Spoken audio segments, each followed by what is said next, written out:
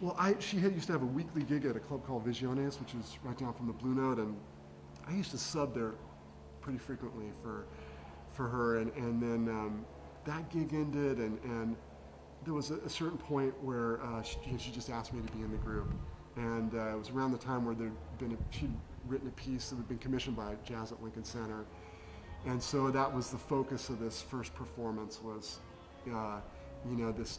this long extended piece, Bullerias, Soleás, and Rumbas, and which happened to have a feature thing for me on it, and it's been a great experience. I mean, she's a great writer, arranger, orchestrator. She's a great person too, and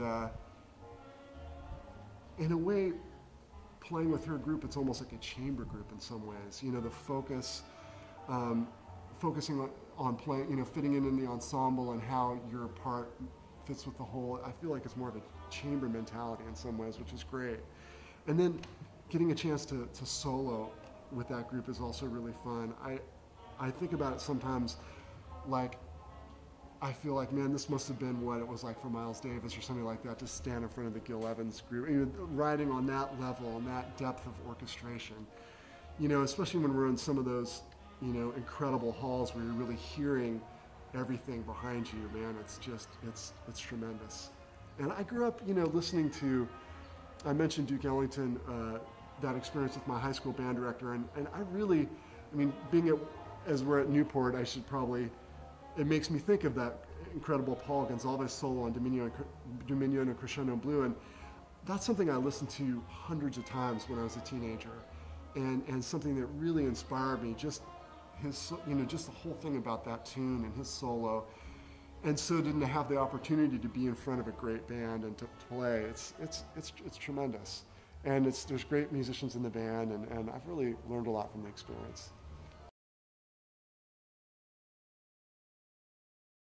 I was never in the group, but I did gigs here and there with the band, and it was after he had passed on, unfortunately.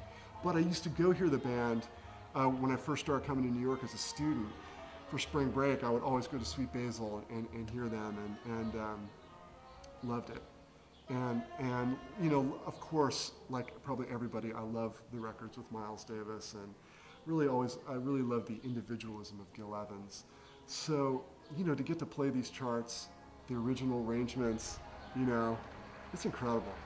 I mean, it's incredible. And just the stuff with Thornhill, that there's so much music condensed in these 2-minute, 58-second charts.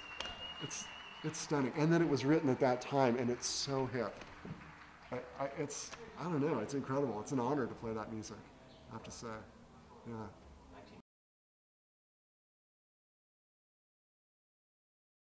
Well, I think, I went to college in Boston at Berkeley, and then moved down to New York not too long after finishing school. So I've been there probably about 22 years or something. And it definitely has impacted my life and my music, of course. I mean, the first thing that comes to mind is just the intensity of living in New York. And that, impacts my whole being and is reflected in, how I perceive music and all that. And it's so inspiring to live there, as you know, and to just go out and hear great music all the time. I feel like I really have learned so much by being there and being in the community there. I love Santa Cruz and I love the West Coast for many reasons, but for doing what I'm doing at this point in my life, I feel like living in New York is just invaluable. It's just so inspiring.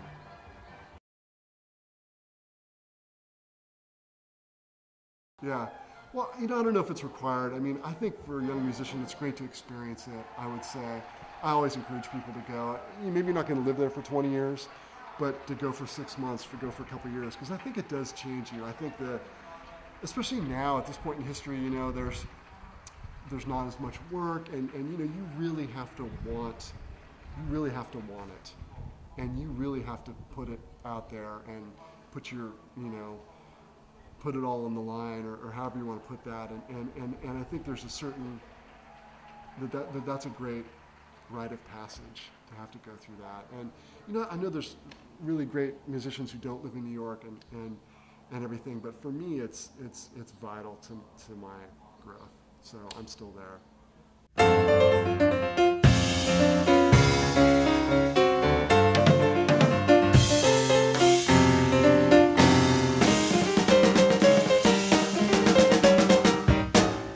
Hey, this is Donny McCaslin. If you want to check out more videos, go to jazztimes.com.